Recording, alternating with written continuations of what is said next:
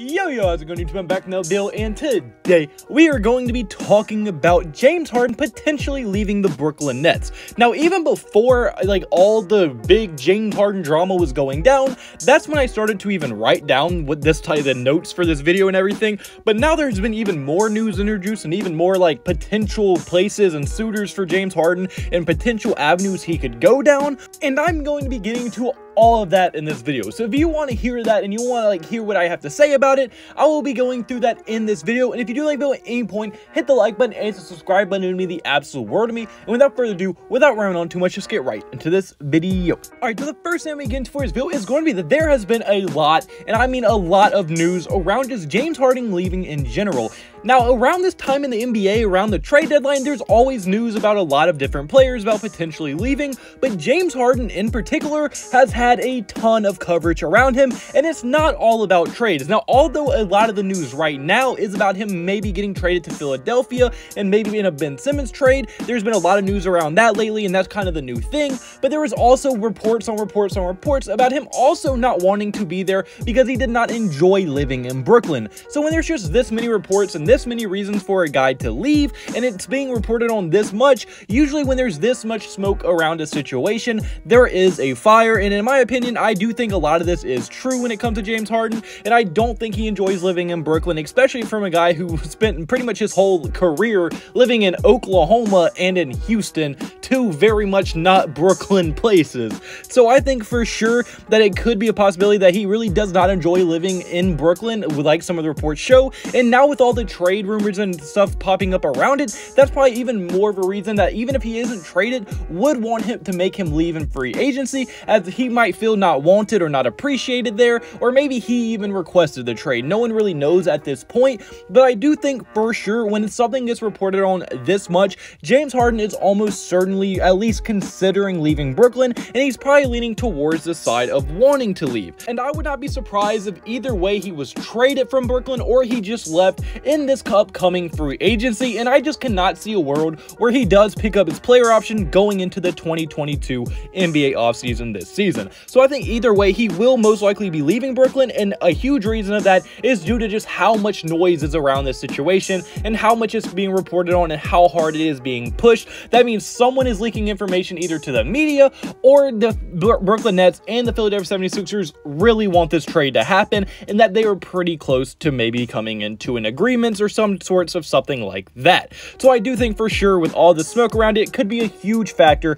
in James Harden ended up leaving Brooklyn one way or another through some type of different avenue. And now my second reason is going that he probably wants to be the guy again. I'm sure someone in James Harden, who in Houston was an MVP candidate every single year, one of the best, looked at as one of the best players in the entire NBA for years and years, I'm sure he would like to go back to that as well. Because with Brooklyn, when he's playing with maybe the best player in the league in Kevin Durant, and then a top 5 point guard in Kyrie Irving, and with all the drama that surrounds Kyrie Irving, it can be very, very hard to get the credit you deserve. And then you on top of that throw in a very slow start to the season that he did have. Now, although he has picked it up a lot since that point, that slow start of the season really did hurt him as to where how the casual fan sees James Harden, and he has lost a lot of credibility, and is probably not as deserved as some people would think, because his stats and his play have really picked up since that slow start, and he has been more looking like the James Harden that we know, opposed to the James Harden that started this season,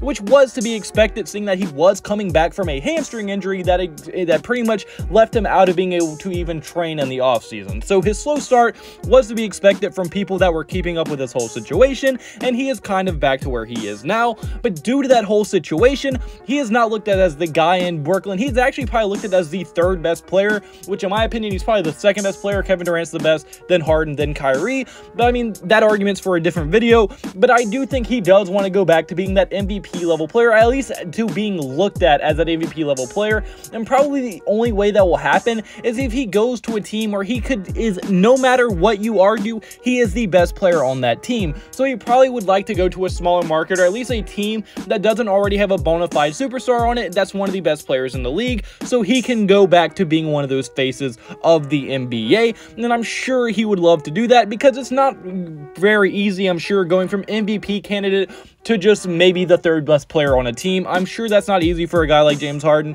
and I'm sure he would like to go back to things how they were, especially when you look at it, his entire career, he's really, outside of Houston, he's really played behind superstars. If you look at OKC when he was drafted, he was once again playing behind Kevin Durant, and then he was also playing against Russell Westbrook, and he was the sixth man of that team, and probably didn't get the credit he deserved for them being able to make the finals the one time they did together.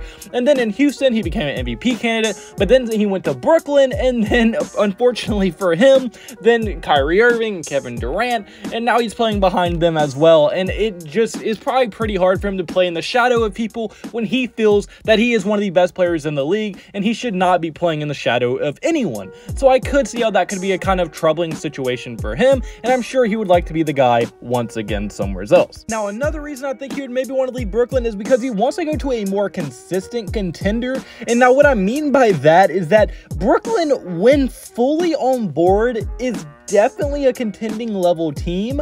The only problem being they are almost never fully on board with each other. That mainly is pointing to Kyrie Irving, as Kyrie, as everyone knows that's any type of NBA fan, has pretty much barely played this season due to his vaccination status. And with the current laws and rules in place in Brooklyn, or at least in New York, he is not allowed to play in any home games, meaning that in the playoffs, even if they have home court advantage, he will only be able to play in half of the games in the playoffs, assuming the rules stay the way they are, which also means that is not an ideal situation when trying to make the NBA Finals and trying to make a playoff run or a finals run. Like, not having maybe your second or third best player and your best point guard and a top 5 point guard and a huge piece to your team with you in every game in the playoffs could be literally detrimental to any team. Like, just take Drew Holiday off the Bucks,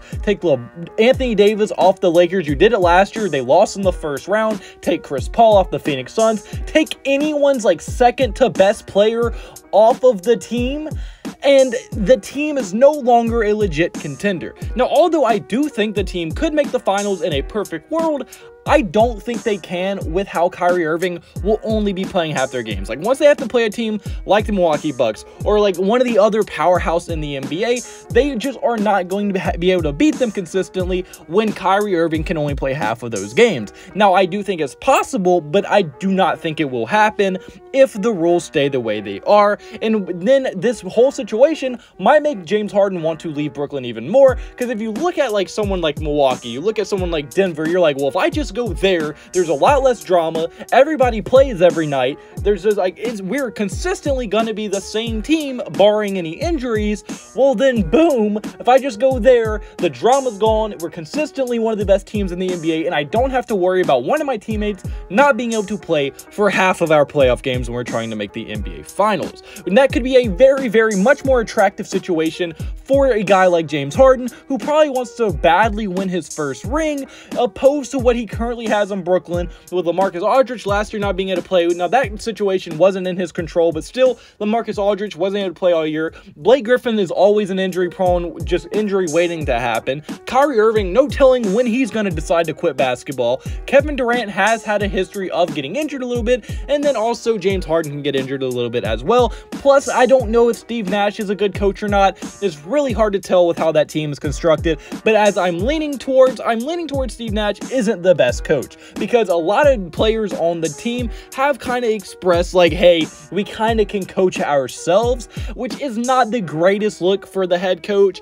So I'm leaning towards Steve Nash probably isn't the best coach either. So with just all the big inconsistencies that Brooklyn does have, it would probably be a lot more of an attractive thing for James Harden to see, like, hey, or I could just go to another contending level team, everybody's normal, we're going to be consistently good, and we're going to have much better coaching, and we're just going to be a much more consistent high-level playing team than we do have with the Brooklyn Nets. So I think James Harden could see that and really, really think very hard, like, hey, I would like a more consistent situation, and I might want to leave this weird, like, roller coaster team that we have in Brooklyn. So my last point I have for his video is going to be that he wants to get away from Kyrie Irving. Now, the reason this is my last point is because, take it with a grain of salt, this is kind of my personal, like, if I was in James Harden's shoes opinion. I have no no idea at any way if this is even a problem for James Harden, but I'm just saying that if I was in James Harden's shoes and I was trying to win my first ring, I would not want to play with a guy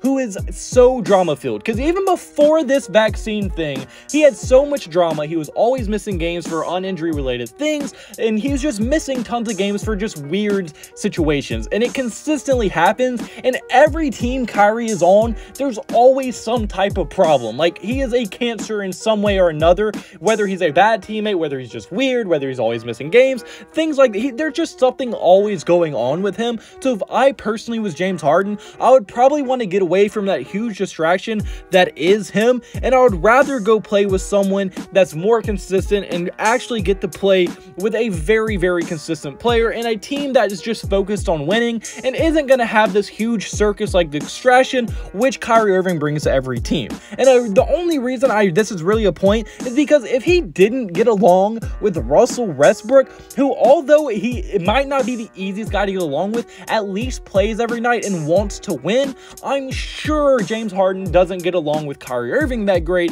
who probably doesn't care about winning as much as James Harden does, and really doesn't care about the all-around game of basketball as much as James Harden does. Because at least Westbrook cared, and they probably just didn't get along on a, personality basis. Now, I'm sure if those two didn't get along on a personality basis, him and Kyrie as well do not get along on a personality basis. Now, I don't have any facts to back that up, and I will be the first one to say they could be best friends. I have no idea, but that last one is pretty much just my personal opinion on a reason that I think he would want to leave Brooklyn.